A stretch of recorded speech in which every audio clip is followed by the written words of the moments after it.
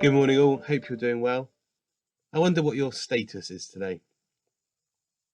It's a bit of a strange way of asking that question face to face, isn't it? But you do often see it written on social media sites. And sometimes that means, what's your relationship status?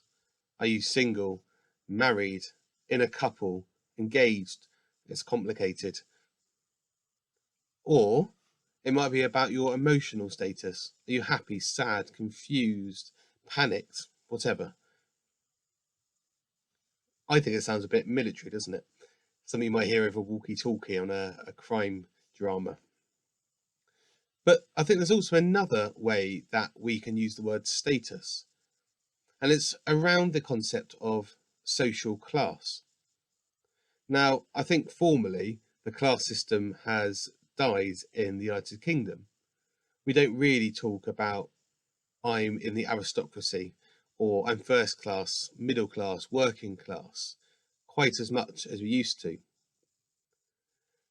It's certainly not something that you're stuck in the way you used to be, except, of course, maybe if you're born into royalty. I wonder what social class you put yourself in, if you put one in at all. I still think there's something of a pride around the idea of being working class.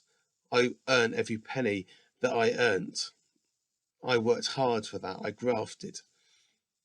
And absolutely, it's something to be proud of, isn't it? But sometimes our status can get in the way of us loving and serving other people. We can become so entrenched in how we define ourselves that we get stuck there. Well, this Sunday, Roger's going to be speaking to us from Philippians chapter 2, verses 1 to 13, where we hear an ancient hymn or poem. I'm sure Roger will tell us more about that on Sunday, but talks about Christ's status and how Christ dealt with that. Not something to be held onto tightly, grasped hold of, demanded, but actually something relaxed so he could become a servant of all. And so I wonder for you, how do you define your status? It might not be in those terms I've talked about today. The concept of status itself might be difficult.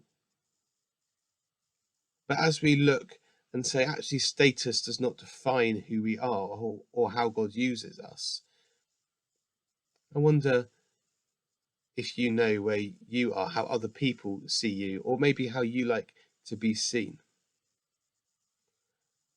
And to reflect on whether that is holding you back from serving God in any way.